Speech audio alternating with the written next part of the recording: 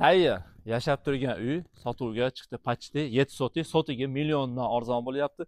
Qizil kitob dokumentlari bor. Bozorqo'rg'onda o'zida.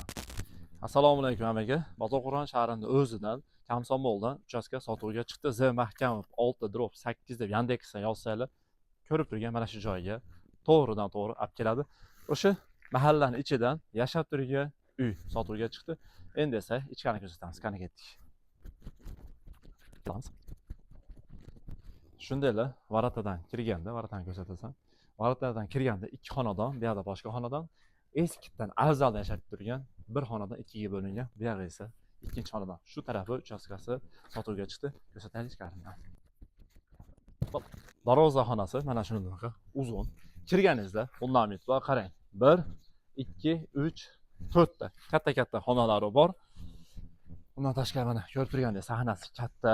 Mana bu joyda daraxtlar ko'klamzorga, hovuz, suv, svet, polностью bor. Mana bu joyda bayna deysizmi, dush deysizmi ishlab turgan dushovoy baynalari ham bor. Ha bu tarafda naveslarim kelar. Mana shunday yangi qurilgan naveslar bor. Katta qilib ikki etaj naves qilingan.